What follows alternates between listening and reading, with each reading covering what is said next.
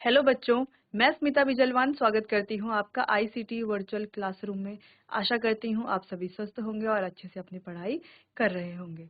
बच्चों, आज हम पढ़ने जा रहे हैं क्लास 8 साइंस का चैप्टर कंबशन एंड फ्लेम, यानी कि दहन और ज्वाला। ये हमारा नया चैप्टर है। ये हम आज के लेक्चर में स्टार्ट करेंगे। चलिए तो चलते हैं स्मार्ट बोर्ड की तरफ।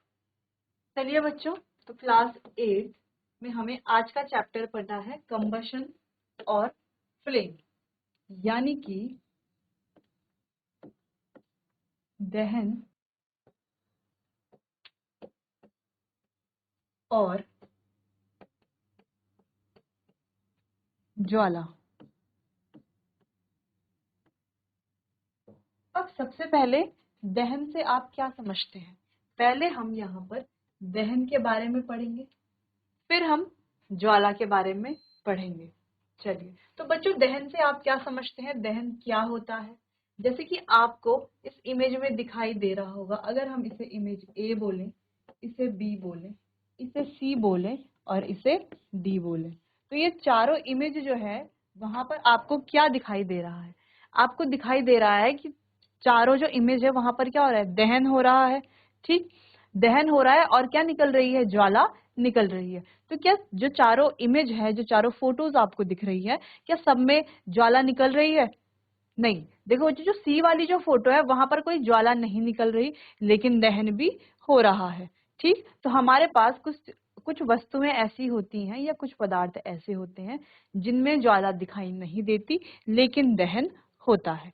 तो चलिए दहन के बारे में पढ़ते हैं। सबसे पहले दहन क्या होता है? दहन क्या होता है बच्चों? दहन वह रासायनिक प्रक्रिया है जिसमें कोई पदार्थ ऑक्सीजन के साथ प्रतिक्रिया करके, किसके साथ प्रतिक्रिया करके? कोई भी पदार्थ ऑक्सीजन के साथ प्रतिक्रिया करके ऊष्मा और प्रकाश उत्सर्जित करता है। ठीक, इसे ही दहन कहते हैं, या यही प्रक्रिया जो है दहन कहलाई जाती है। जैसे लकड़ी का जलना, अगर हम कह रहे हैं कोई लकड़ी हमारे पास है और वो जल रही है, ठीक, तो वो क्या कर रही है? लकड़ी जल रही है, यानी कि वो क्या कर रही है? दहन कर रही है। तो ये भी दहन का क्या है? एक उदाहरण है। ठीक, दहन में फ्यूल यानी कि ईंधन,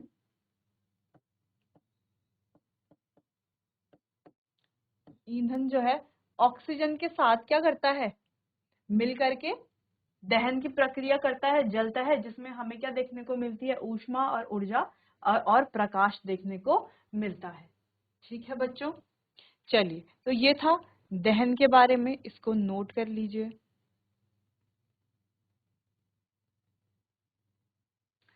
अब आगे थोड़ा और डिटेल में दहन के बारे में पढ़ते हैं कि दहन, सिंपली तो हमने पढ़ लिया कि दहन क्या है। एक ऐसी प्रक्रिया है जहां पर कोई भी ईंधन या कोई भी वस्तु जल रही है, किसके प्रेजेंस में?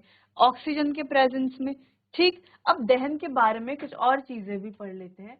दहन को हवा या ऑक्सीजन की मौजूदगी में किसी पदार्थ के जलने की प्रतिक्रिया के रूप में परिभाषित किया जाता है। जैसे कि हमने देखा कि क्या दहन को हवा या ऑक्सीजन की मौजूदगी में किसी पदार्थ के जलने की प्रक्रिया के रूप में परिभाषित किया जाता है। यही तो है दहन जो हमने पीछे पढ़ा, जिसमें क्या होती है? ऊष्मा और प्रकाश निकलता है, यानी कि हीट और लाइट क्या निकलती है? निकलती है। ठीक, दूसरे शब्दों में अगर हम कहें तो यह क्या है? वैसी रासायनिक प्रक्रिया है जिसमें कोई पदार्थ ऑक्सीजन के साथ प्रतिक्रिया करके ऊष्मा उत्पन्न करता है, यही दहन कहलाया जाता है। ठीक है, चलो तो जिस पदार्थ का दहन होता है, अगर हम कहें लकड़ी है, ठीक, अगर हम कोई एग्जाम्पल ले रहे हैं, क्या ले रहे हैं? लकड़ी, कोई लकड़ी का टुकड़ा है हमारे पास। ठीक, तो जिस पदार्थ का दहन हो रहा है, मानो हमने लिया लकड़ी, तो लकड़ी का अगर दहन हो रहा है तो उसे क्या कहा जाएगा? दहनशील पदार्थ कहा जाएगा। यानी कि जिस भी पदार्थ का दहन होगा उसे क्या कहलाया जाएगा? दहनशील पदार्थ कहलाया जाता है, या इसे ईंधन भी कहा जाता है। जैसे हम कहें, जैसे कि जैसे हमने अभी यहाँ पर लकड़ी की बात की, ठीक है बच्चों, जैसे हमने यहाँ पर किसकी बात की अभी? लकड़ी की, दहनशील पदार्थ, यानी कि जैसे लकड़ी है, लकड़ी के अलावा और भी कुछ चीजें हो सकती हैं जो जलती हैं। ठीक है, जैसे कि हम कह रहे हैं एलपीजी, जो हमारी क्या होती है, एलपीजी सिलेंडर्स जो हमारे घर में होते हैं, ठीक। तो ये लकड़ी है या एलपीजी है या और भी हमारी कोई वस्तुएं हैं, जैसे मिट्टी का तेल है,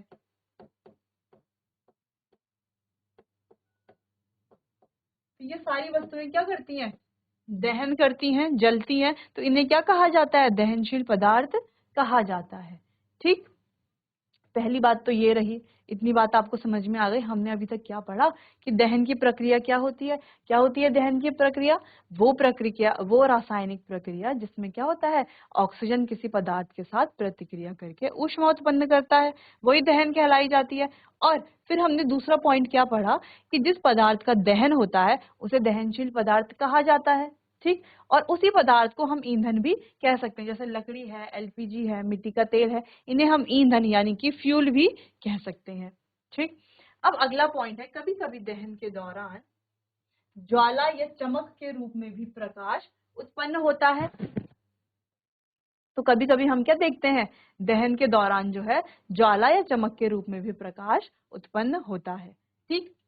चलो, तो ये तो हमारा थर्ड पॉइंट। और लास्ट पॉइंट है हमारा, दहन के लिए हवा आवश्यक है। हवा यानी कि, हवा यानी कि यहाँ पर कर रहा है बात ऑक्सीजन की।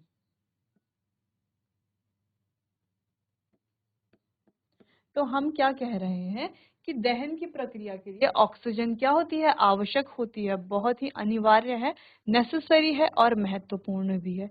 ऐसा क्यों कि ऑक्सीजन में ऐसा क्या है या हवा में ऐसा क्या है कि वो इतनी ज्यादा इंपॉर्टेंट बन जाती है दहन के लिए। क्या है ऑक्सीजन में ऐसा, क्या है हवा में ऐसा, यह हम आगे एक प्रयोग द्वारा देखेंगे। चलिए, तो दहन के लिए वायु ऑक्सीजन की आवश्यकता होती है। क्यों होती है, हम ये भी तो कह सकते हैं ना, क्यों होती है इसकी आवश्यकता।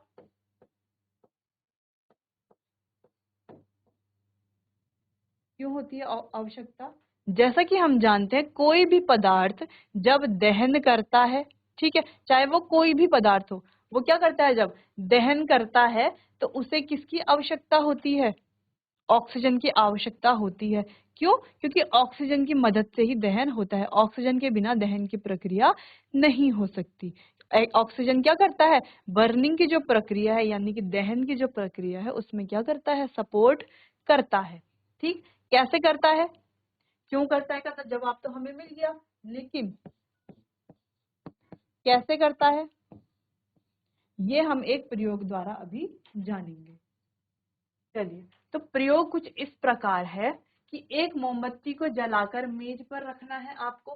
पहला पॉइंट क्या है, मोमबत्ती को जला करके मेज पर रखना है, ठीक। तो मोमबत्ती के दो तरफ लकड़ी के दो गुटके रख दो, ठीक है। इस प्रकार किसी मोमबत्ती को जला करके हमें कहाँ रखना है, गैस जला करके रख देना है। और इस तरीके से लकड़ी के जो ब्लॉक है, ये जो टुकड़े हैं लकड़ी के, इनको क्या करना है, एक प्लेट के ऊपर रख के उसके ऊपर हमें क्या रखना है, एक जार का ग्लास रख देना है, ठीक है। उन गुटकों पर कांच की एक चिमनी रख देनी है हमें, ठीक है। हम कांच का गिलास कहें या कांच की चिमनी कहें। हम देखते हैं कि ज्वाला जलती रहती है। अब हम क्या देख रहे हैं, ये जो पहली इमेज है एक ही अगर हम बात करें तो अभी भी इसमें ज्वाला जल रही है।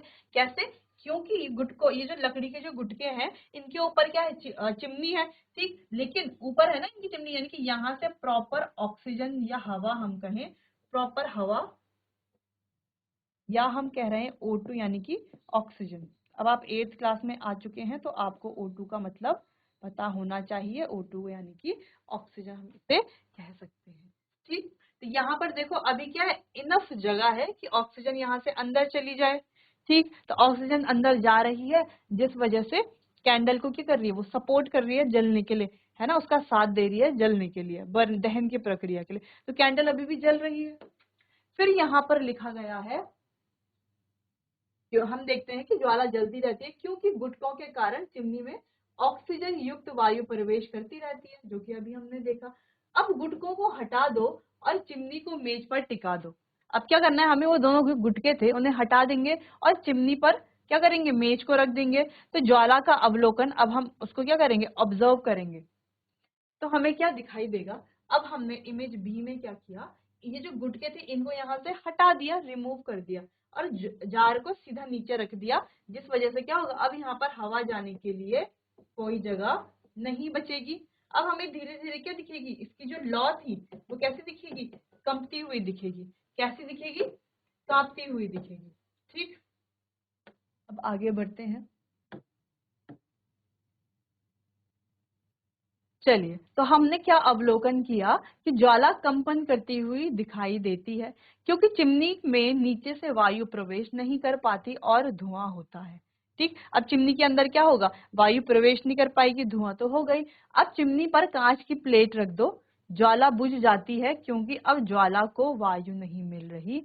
इस क्रियाकलाप से सिद्ध होता है कि दहन के लिए वायु की आवश्यकता होती है।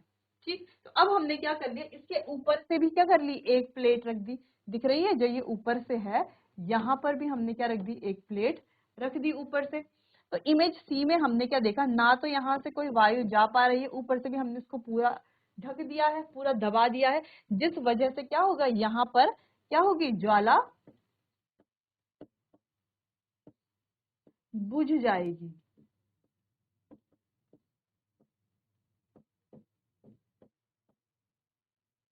ज्वाला बुझ जाएगी।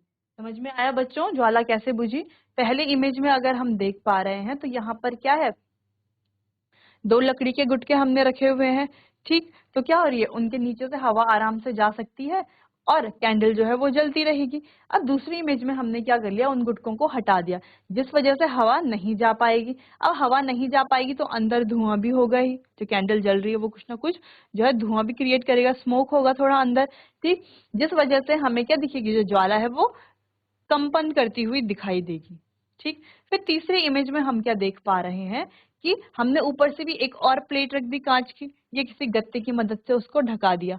ठीक है, तो पूरा ही बंद हो गया, जिस वजह से क्या होगा, ऑक्सीजन नहीं जा पाएगी और ज्वाला बुझ जाएगी। तो इस प्रयोग से यह सिद्ध होता है कि दहन के लिए वायु की आवश्यकता होती है। और वायु तो होती है, लेकिन वायु में क्या, वायु में ऑक्सीजन, क्योंकि हम जानते हैं वायु क्या है, एक क्या है वायु, जैसे कि हम जानते हैं कि वायु क्या है, एक गैसों का क्या है, मिश्रण है।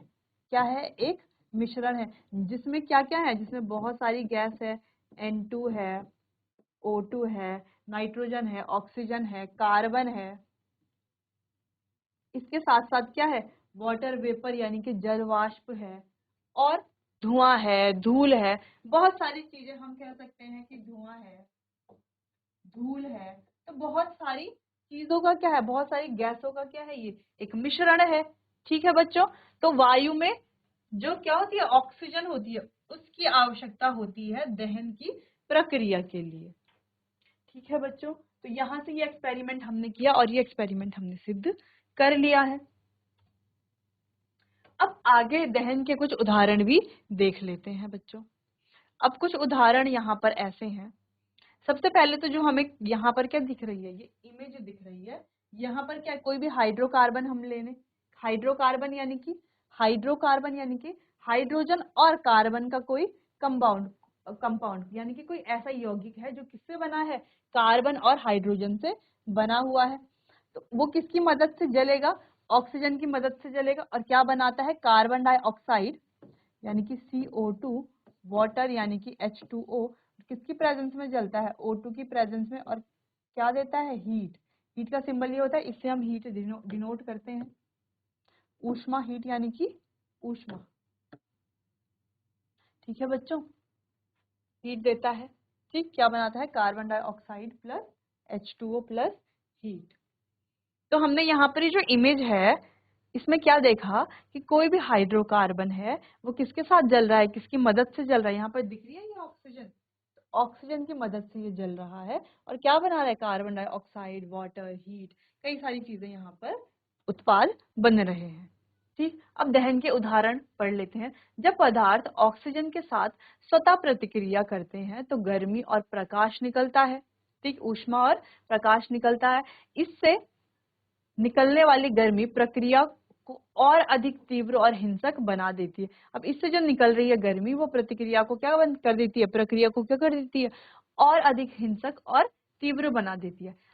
अगर इस प्रक्रिया को नियंत्रित करने के लिए कुछ नहीं किया जाता तो आग का रूप ले लेती है। यह स्वतः स्फूर्त और हिंसक प्रकृति की दहन को ऑक्सीजन की उपस्थिति में होने वाली अन्य समान प्रतिक्रियाओं से अलग है। ठीक, अब ऑक्सीजन के साथ होने वाली जो प्रतिक्रियाएं हैं उनसे क्या है, ये अलग है। अब कुछ उदाहरण हम देख लेते हैं, जैसे कि पहला है हवा में सल्फर का जलना। अब वायु में क्या होती है, सल्फर जलती है, तो ये भी क्या एक दहन का ही उदाहरण है। अगला, हवा में हाइड्रोकार्बन का विस्फोट। अब हवा में हाइड्रोजन का विस्फोट। अब हवा में जो हाइड्रोजन का विस्फोट होता है वो भी क्या एक दहन का उदाहरण है। मोमबत्ती का जलना। ठीक है बच्चों, मोमबत्ती का जलना। कार के इंजन में पेट्रोल का दहन, ये भी क्या है, एक प्रकार का दहन ही तो है। बंसल बर्नर में प्राकृतिक गैस का जलना, नेचुरल गैस जो जलती है वो भी क्या होते हैं हमारी, वो भी हमारी दहन की प्रक्रिया है। झाड़ी में आग लगने का मतलब है कि लकड़ी, सेलुलोज और अन्य ईंधन ऑक्सीजन में जलते हैं। ठीक, अब हम कह रहे हैं झाड़ियों में भी आग लग रही है। ये सारे ही चीजें जो है किसका एग्जाम्पल है, दहन का एग्जाम्पल है। ठीक, दहन के उदाहरण है। और किसकी प्रेजेंस में हो रहा है, हमने सब में एक चीज कॉमन देखी कि सारी की सारी जो भी ये प्रक्रियाएं हैं वो किसके साथ हो रही है, ऑक्सीजन के साथ हो रही है। किसके साथ हो रही है, ऑक्सीजन के साथ हो रही है। ठीक है बच्चों, तो ये थे हमारे दहन के उदाहरण, इनको आप नोट कर सकते हैं अपनी कॉपी में।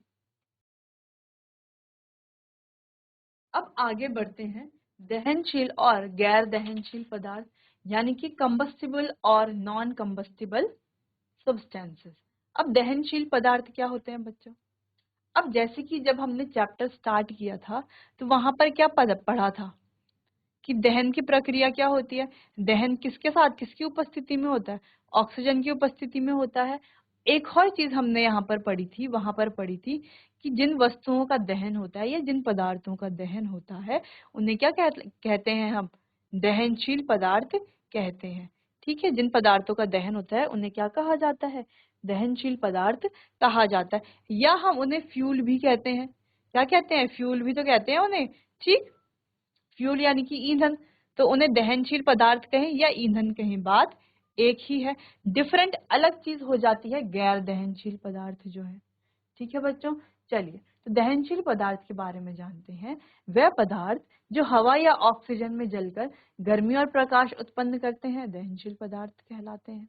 ठीक, हवा या ऑक्सीजन, अब बात हो रही है हवा या ऑक्सीजन। तो दहनशील पदार्थ क्या है, जो ऑक्सीजन या हवा में जलकर गर्मी और प्रकाश उत्पन्न करते हैं। ठीक, उन्हें ही दहनशील पदार्थ कहा जाता है।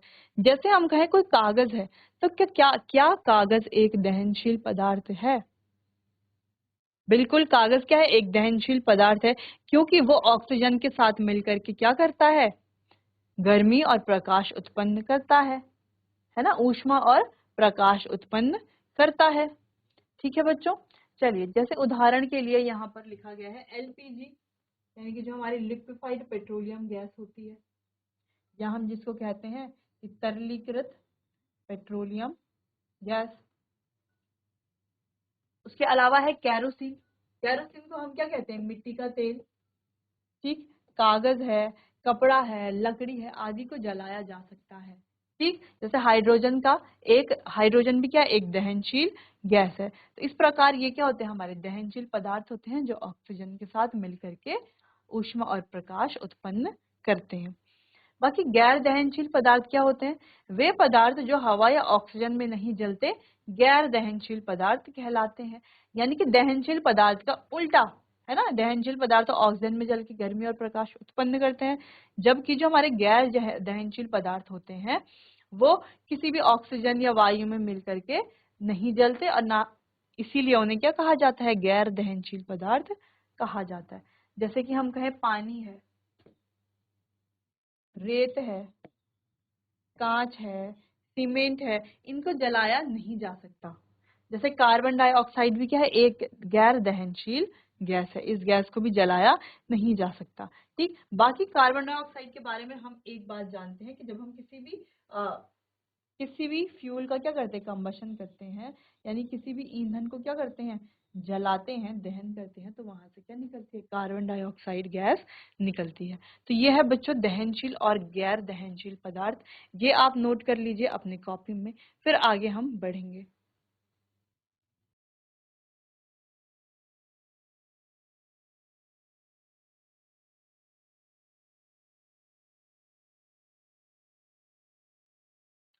चलिए बच्चों, तो आगे बढ़ते हैं। यहाँ पर कुछ पदार्थ दिए गए हैं, ठीक, दिख रहे हैं हमें, मटेरियल्स यानी कि पदार्थ। यहाँ पर कुछ पदार्थ दिए गए हैं, जैसे कि लकड़ी है, अगला हमारा कागज है, आयरन नेल्स यानी कि जो लोहे की कील होती है, केरोसिन ऑयल यानी कि मिट्टी का तेल,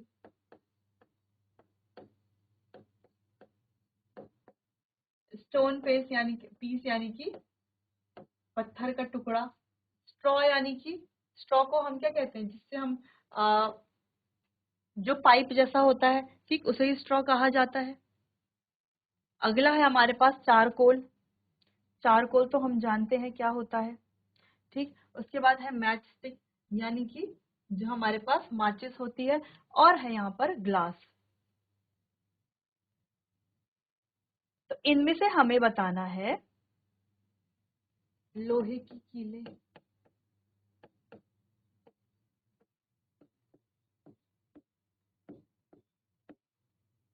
ठीक है बच्चों। चलिए, तो इनमें से ये सभी पदार्थ जो हमें दिए गए हैं, यहाँ पर हमें बताना है कि इनमें से कौन सा दहनशील है और कौन सा दहनशील नहीं है, ठीक। स्ट्रॉ यानी कि हम कह सकते हैं, एक तो वो पाइप जो प्लास्टिक से बनता है वैसा पाइप भी, या हम कह सकते हैं घास, घास को भी स्ट्रॉ कहा जाता है बच्चों,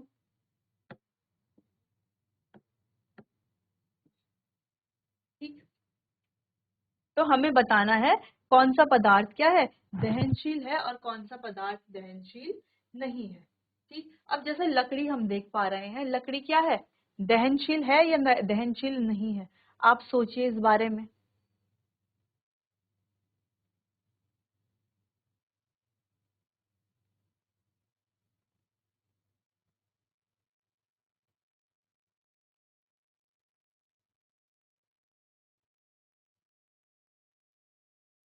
चलिए बच्चों, तो लकड़ी क्या है, हमारा एक दहनशील पदार्थ है।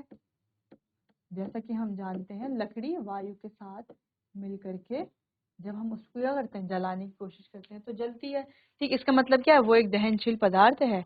जबकि पेपर की बात करें, यानी कि कागज की बात करें, कागज भी क्या है, अगर हम उसको हीट देते हैं यानी कि जलाते हैं, तो वो भी जल जाएगा आसानी से, तो वो भी क्या, एक दहनशील पदार्थ है।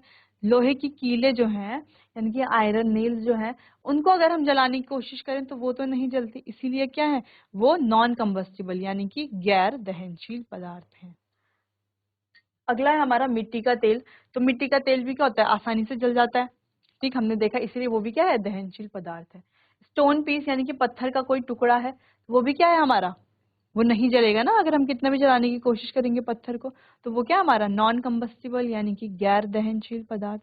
घास है, चारकोल है, माचिस है, तो ये सारे ही क्या है, दहनशील पदार्थ हैं, ठीक। और अगर हम ग्लास की बात करें, यानी कि कांच की बात करें, ये क्या है, गैर दहनशील पदार्थ, ठीक है बच्चों। तो यानी कि दहनशील पदार्थ क्या होते हैं और गैर दहनशील पदार्थ क्या होते हैं, इनके बारे में हमने अच्छे से जान लिया है, ठीक है बच्चों।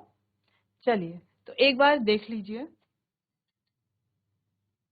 अब आगे बढ़ते हैं दहन के उत्पाद। अब जब दहन की कोई प्रक्रिया होती है, तो उससे क्या उत्पाद बनते हैं, है ना, क्या उत्पाद बनेंगे, क्या प्रोडक्ट बनेंगे मतलब। चलिए, तो दहन के उत्पाद दहनशील पदार्थ की प्रकृति पर निर्भर करते हैं। अब दहन के क्या उत्पाद बनेंगे, वो किस पर निर्भर करेगा, जो हमारा दहनशील पदार्थ होगा उसकी क्या प्रकृति है, उसका क्या नेचर है, ठीक है। हमारे द्वारा उपयोग किए जाने वाले अधिकांश ईंधन हाइड्रोकार्बन होते हैं, ठीक। हम जितने भी ईंधन यूज करते हैं, ज्यादातर क्या होते हैं, हाइड्रोकार्बन ही तो होते हैं। जैसे हम क्या यूज करते हैं, कोयला, कोयला किससे बनता है, कार्बन से बनता है। तो जितने भी हम ईंधन ज्यादातर उपयोग करते हैं, वो क्या होते हैं, अधिकांश हाइड्रोकार्बन से ही बनते हैं या हाइड्रोकार्बन होते हैं। अब जैसे हाइड्रोजन और कार्बन के यौगिकों को हाइड्रोकार्बन कहा जाता है, तो बच्चों कंफ्यूज मत होना। हाइड्रोकार्बन यानी कि हाइड्रोकार्बन, जैसे कि इसका नाम है हाइड्रो और कार्बन, यानी कि किससे बनते हैं, हाइड्रोजन और कार्बन से। जैसे कि हमारे पास अलग अलग होते हैं, methane, ethane, butane, methene, ethene, ethene, butene, propene, ठीक है, प्रोपेनॉन, बहुत बहुत सारे, ठीक है, प्रोपेन, और बहुत सारे प्रोडक्ट्स जो है हमारे क्या होते हैं, हाइड्रोजन और कार्बन से बने हुए होते हैं। और इनका जो यौगिक होता है, ये जो कंपाउंड होता है, उसे क्या कहते हैं, हाइड्रोकार्बन कहा जाता है। जैसे कि हम कहें एलपीजी, मुख्य घटक इसका क्या है, ब्यूटेन, यानी कि C4H10।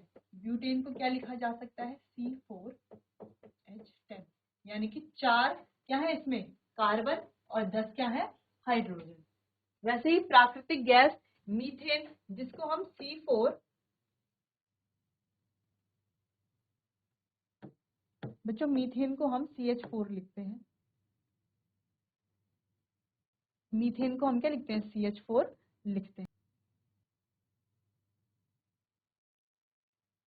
मीथेन को हम क्या लिखते हैं, CH4 लिखते हैं। जब ऐसे ईंधन जलते हैं तो मुख्य उत्पाद कार्बन हाइड्रोक्साइड और पानी होता है। तो जब ये प्रोडक्ट जलते हैं तो इनका जो मुख्य उत्पाद होता है वो क्या होता है, कार्बन हाइड्रोक्साइड और पानी इनका मुख्य उत्पाद होता है। ठीक है बच्चों, जैसे उदाहरण के लिए मीथेन और ऑक्सीजन का अगर हम रिएक्शन कराएं तो क्या बनेगा, कार्बन डाइऑक्साइड और वाटर। यानी कि अगर हम क्या करें, मीथेन का ऑक्सीजन के साथ रिएक्शन कराएं तो क्या बनेगा, वाटर प्लस, या हम कहें कार्बन डाइऑक्साइड प्लस H2O। ठीक है बच्चों, अब रिएक्शन भी बैलेंस करनी हमें आनी चाहिए, तो इस तरीके से हमें दिखता है यहाँ पर। ठीक, ठीक है बच्चों, यानी कि उदाहरण में हमने देख लिया कि मीथेन, मीथेन का फॉर्मूला है CH4, उसमें जब हम क्या करते हैं, ऑक्सीजन के साथ जब वो क्या करता है, रिएक्शन करता है, जलता है, तो क्या बनाता है, कार्बन डाइऑक्साइड और वाटर। तो हाइड्रोकार्बन के दहन से कार्बन डाइऑक्साइड और जल के साथ साथ ऊर्जा के विभिन्न रूप जैसे ऊष्मा, प्रकाश आदि भी उत्पन्न होते हैं। तो यहाँ पर मेन पॉइंट ये भी है बच्चों, ये आपको नोट कर लेना है कि हाइड्रोकार्बन के दहन से कार्बन डाइऑक्साइड, जल के साथ साथ ऊर्जा के विभिन्न रूप जैसे ऊष्मा यानी कि हीट, प्रकाश यानी कि लाइट आदि भी उत्पन्न होते हैं। ठीक है, तो हीट लाइट जैसी चीजें भी यहाँ पर क्या हमें देखने को मिलती हैं। तो ये बहुत इंपॉर्टेंट पार्ट था इस चैप्टर का, जो आपको अच्छे से समझना है। यहाँ पर सबसे पहले हमने क्या कहा कि दहन के क्या उत्पाद बनेंगे, ये हमें यहाँ पर पढ़ना था। ठीक, तो हमने क्या कहा कि दहन के उत्पाद क्या बनेंगे, वो किस पर निर्भर करेगा कि हमारा पदार्थ कैसा है। जैसा हमारा दहनशील पदार्थ होगा वैसे ही हमारे प्रोडक्ट होंगे।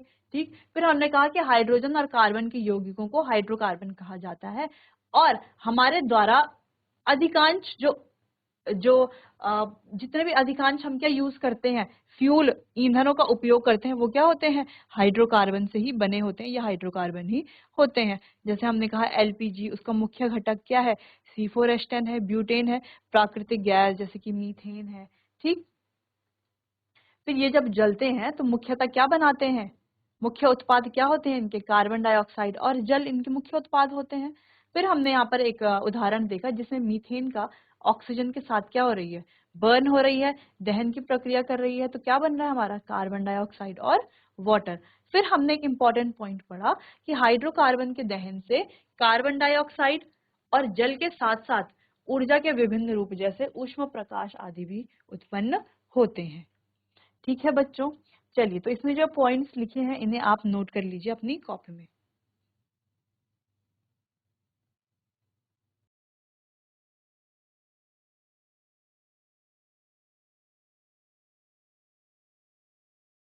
बच्चों, आज हमने दहन के बारे में पढ़ा कि दहन क्या होता है, कैसे दहन की प्रक्रिया होती है, क्या-क्या उत्पाद हमें दहन की जब प्रक्रिया होती है, क्या-क्या उत्पाद हमें देखने को मिलते हैं। बाकी का लेक्चर, बाकी के जो भी टॉपिक्स है वो हम कंटिन्यू करेंगे अपने आने वाले अगले सेशन में।